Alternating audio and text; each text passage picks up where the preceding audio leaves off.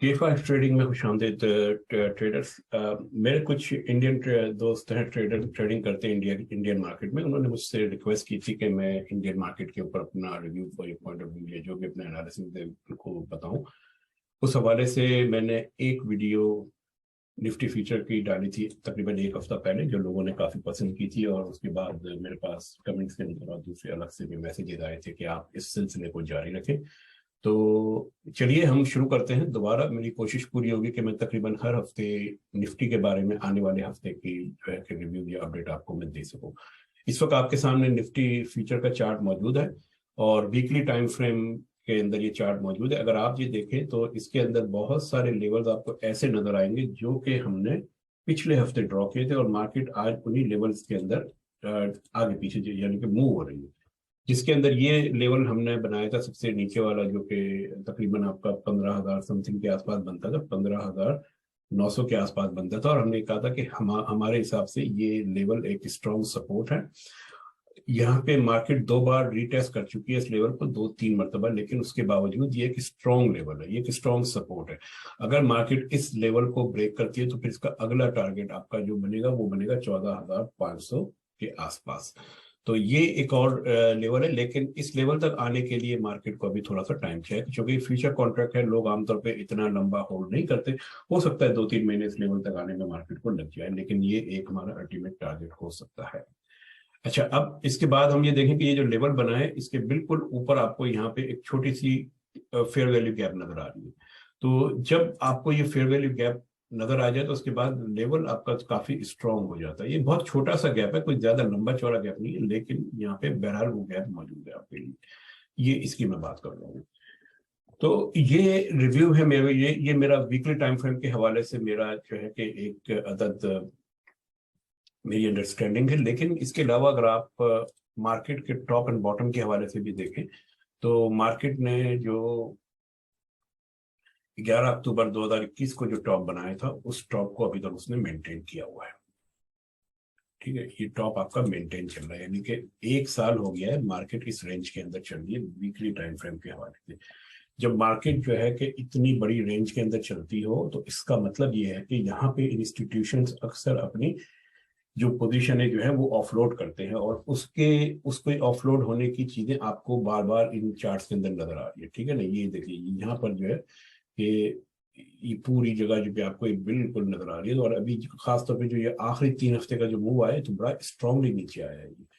तो अब इसके इस हवाले से अगर हम देखें तो जो ये जो इसने जो ये रेजिस्टेंस बनाई है इसकी सपोर्ट का एरिया वही बन रहा है जो हमने पहले बताया था, तकरीबन ये 15,800 के आसपास।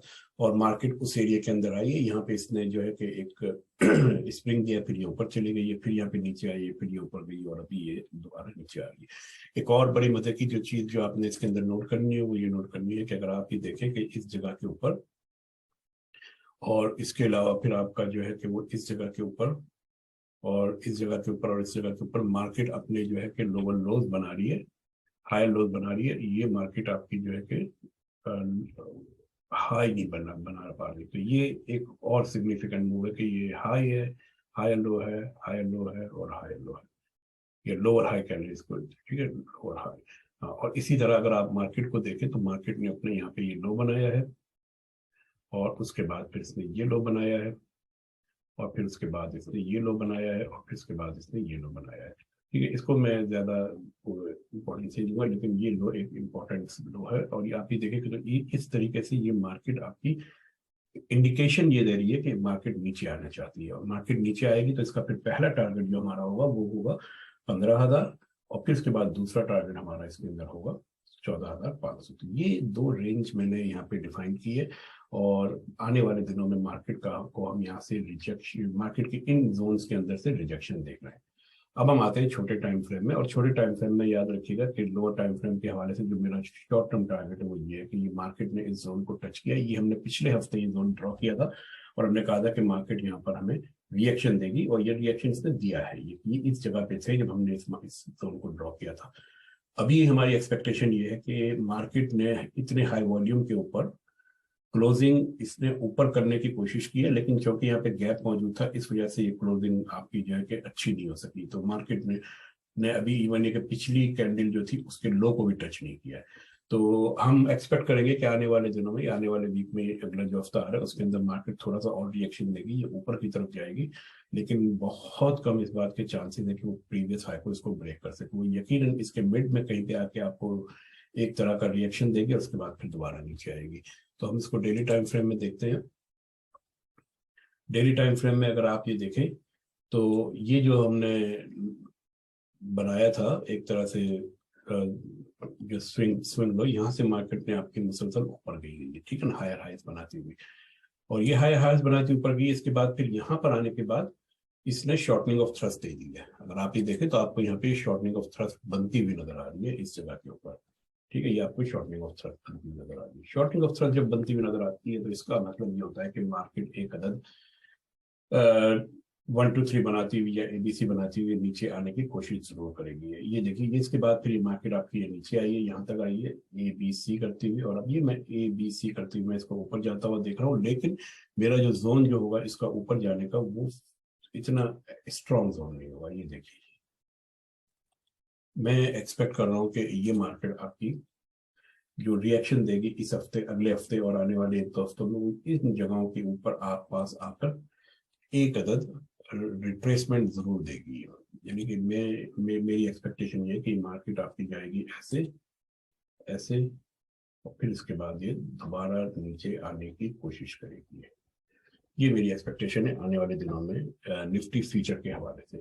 अब हम बड़ी क्विकली दूसरे स्टॉक भी देख लेंगे। 2 स्टॉक मैंने सिलेक्ट किए इस दफा आपके पास। एक का नाम है टिमकिन, और टिमकिन के अंदर अगर आप ये देखें कि वीकली टाइम फ्रेम में मार्केट ने अभी अपने हायर हाइज और हायर लोज जो कि वो मेंटेन करते हुए चलिए। तो ये हाई बनाया, ये हायर हाइज और ये लो और ये। तो जब तक मार्केट नीचे की तरफ का कोई स्ट्रक्चर ब्रेक नहीं करती हम मार्केट को यही समझेंगे कि मार्केट एक अप ट्रेंड के अंदर मूव कर रही है।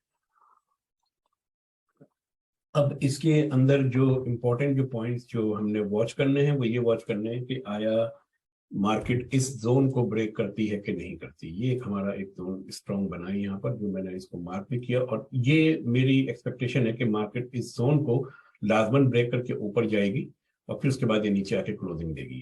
क्योंकि यहाँ पे हमें लिक्विडिटी पूल नजर आ रहा है, लिक्विडिटी नजर आ रही है। जहाँ पे भी आपको एक हाई वीक बनती हुई नजर आती है वहाँ पे लिक्विडिटी नजर आती है। इसके अलावा अगर आप ये देखें तो ये तमाम एरियाज यहाँ पे लिक्विडिटी मौजूद है। जब ये लिक्विडिटी मौजूद है इस टाइम की, तो मार्केट ऊपर जाके उन लिक्विडिटीज को जो है कि वो हंट करती है और उसके बाद फिर वो नीचे की तरफ आएगी। तो नीचे की तरफ अगर हम देखें तो ये हमारे पास एक अदद गैप यहाँ पे नजर आ रहा है बनता हुआ आपको, ये वाला।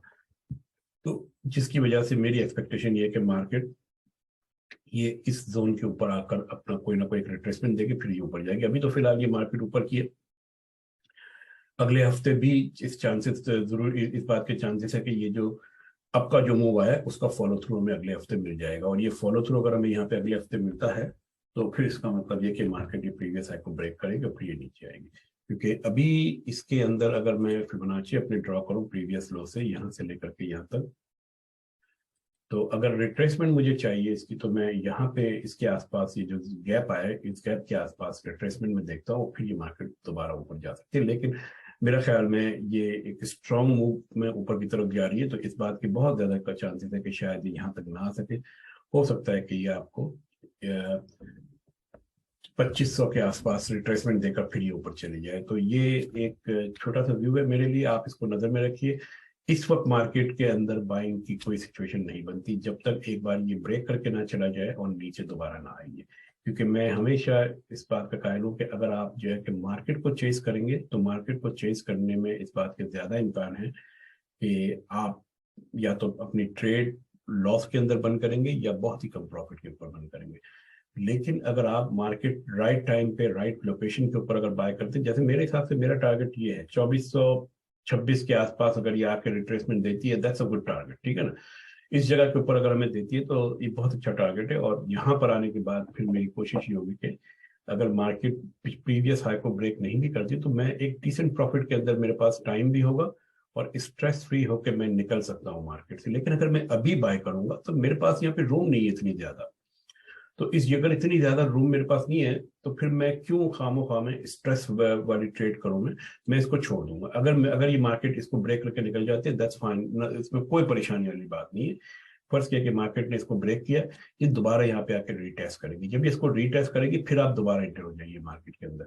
तो बजाय इसके कि यहाँ पे स्ट्रेसफुल, क्योंकि आपको, हमें किसी को नहीं पता ये बात कि मार्केट इस लेवल को ब्रेक करके ऊपर जाएगी या रिट्रेस करके नीचे आएगी और फिर जाके ब्रेक करेगी। तो मार्केट के जो डायनामिक्स होते हैं ये इसी तरह से चलते हैं कि मार्केट अपने जोन वगैरह के अंदर जरूर आती है, लेकिन किस तरह से आएगी ये थोड़ा सा प्रेडिक्ट करना मुश्किल होता है। तो इस हवाले से मैं ये लाजमन कहूंगा कि थोड़ा सा इंतजार कर लें। अभी चूंकि ये ट्रेड निकल चुकी है, नीचे अगर आएगी तो हम दोबारा उसके अंदर एंट्री अपनी देखेंगे और फिर उसके अंदर इस जोन को अगर ब्रेक करती है तो हम इसके अंदर इंटर हो जाएंगे। तो ये टिमकेन इंडिया के हवाले से थी मेरी एक छोटी सी रिव्यू। और एक है असाई इंडिया। असाई इंडिया के अंदर भी उसी तरह का पैटर्न बन रहा है जैसा कि आपका टिमकेन इंडिया में बन रहा है, लेकिन इसके अंदर आपको जो इम्पोर्टेंट जो चीज जो याद रखनी है वो ये रखनी कि मैंने यहाँ पे कुछ जोन ड्रॉ किया और मेरी एक्सपेक्टेशन ये है कि मार्केट उन जोन में आनी चाहिए। पहली चीज तो ये देखिए कि एक हफ्ता पहले मार्केट ने ये जो है कि रेजिस्ट किया था इस एरिया को ना, ये आपके तकरीबन 697 को रेजिस्ट किया था। उसके बाद फिर 698 को रजिस्ट किया था। उसके बाद फिर ये नीचे आई थी मार्केट। फिर इसके बाद 2 हफ्ते तक मार्केट ने जो है कि ऊपर की तरफ पुश करने की कोशिश की, लेकिन पहले हफ्ते में तो क्लोजिंग बिल्कुल नीचे हुई है। दूसरे हफ्ते में इसने फिर दोबारा पुश किया है ऊपर की तरफ, लेकिन ये मार्केट फेल हो गई है पिछले वीक के हाई को ब्रेक करने में।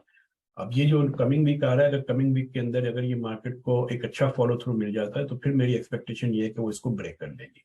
अगर ये इसको ब्रेक करके ऊपर जाती है तो फिर आप इसके रीटेस्ट का वेट कीजिए और फिर आप इसके अंदर एंट्री लीजिए। वरना अगर ये फॉलो थ्रू इसको नहीं मिलता इसका, तो फिर हमारा पहला टारगेट जो होगा वो ये वाला होगा, तकरीबन 545 के आसपास।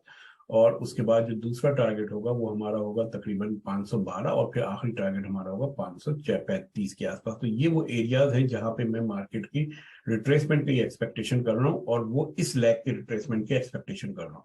बीच में ये जो दो बार आए हैं तो इनको ये एक जो है कि माइन्यूट करेक्शन हो सकती है, लेकिन इसके लिए हमें वेट करना पड़ेगा कल का फॉलो थ्रू में क्या मिलता है, यानी अगले वीक का फॉलो थ्रू क्या मिलता है। अगर फॉलो थ्रू में इसको ब्रेक कर जाता है तो ठीक है, कोई मसला नहीं है, इसको जाने दे और इसको दोबारा रिटेस्ट का इसका वेट कीजिए जिस तरह यहाँ पे हुआ था। देखिए ये मार्केट आपकी यहाँ पे इसने ब्रेक किया था, इसने ये आपको रिटेस्ट किया था और फिर ये ऊपर गई थी। तो इसी तरह अब ये इसने एक बार यहाँ पे सिर्फ आया रिटेस्ट का, कम से कम एक आध बार और आना चाहिए रिटेस्टिंग का, तो फिर उसके बाद मार्केट थोड़ा सा एक अच्छा आपको मूव देती है। अब आप आ जाइए डेली टाइम फ्रेम पे। डेली टाइम फ्रेम में आप देख सकते हैं कि ये मार्केट ने यहाँ पर जो है कि हायर हाई बनाने के बाद फिर इसके बाद ये जो टॉप बनाया था, अब ये उसका आपके पास रिएक्शन आ रहा है। और आप ये देख रहे हैं कि फ्राइडे को किस तरीके से मार्केट के अंदर जो है कि बायर सेलर्स आए हैं यहाँ पर। ये प्रीवियस वीक था जिसको उसने ब्रेक करने से इनकार कर दिया है, और ये पूरा का पूरा अगर आप देखें तो यहाँ पे आपका एक तरह का जो एरिया जो बन रहा है रेजिस्टेंस का, ये एक सिग्निफिकेंट एरिया है आपका। तो मैं इसीलिए मैं कह रहा हूँ कि मंडे को हम इसके फॉलो थ्रू का वेट करेंगे। अगर फॉलो थ्रू हमें पॉजिटिव मिलता है तो फिर हम कोशिश ये करेंगे कि इसको ये ब्रेकआउट होने दें, और ब्रेकआउट के बाद जो रिट्रेसमेंट आएगी उसके अंदर हम बाय करें। अगर इसका फॉलो थ्रू हमें मंडे को नहीं मिलता और मार्केट नीचे आने लगती है तो फिर हमने नीचे वाले जो जोन है उनको हमें टारगेट करना है। पहला टारगेट तो जो है कि आप ये देखिए कि ये एक एरिया हो सकता है 570 के आसपास, जहाँ पे भी थोड़ी सी लिक्विडिटी है, जिस लिक्विडिटी को मार्केट जो है कि हंट करेगी और नीचे इस जोन के अंदर आएगी। फिर ये तीसरा जोन, दूसरा जोन और ये तीसरा जोन है। तो ये मेरे हवाले से थोड़ी सी एक अपडेट मुझे देनी थी निफ्टी और असाई इंडिया और आपका टिमकेन के हवाले से। अगर आपको वीडियो पसंद आई हो तो आप चैनल को सब्सक्राइब जरूर कीजिएगा और बेल आइकन जरूर दबाइएगा ताकि बर वक्त हमारी वीडियोज आप तक पहुंचती रहे। हमारी कोशिश ये होगी कि मैं आपको निफ्टी के हवाले से खासतौर पर एवरी वीक कोई ना कोई अपडेट देता रहूं। ये जो निफ्टी की जो मैंने अपडेट दी है, अगर आप इसको प्रीवियस वीक की जो मेरी अपडेट है उसके रेफरेंस उसके कॉन्टेक्स्ट में अगर आप देखेंगे आपको बहुत सारी चीजें समझ में आएगी कि मार्केट किस तरीके से मूव करती है। बहुत बहुत शुक्रिया। Enjoy trading.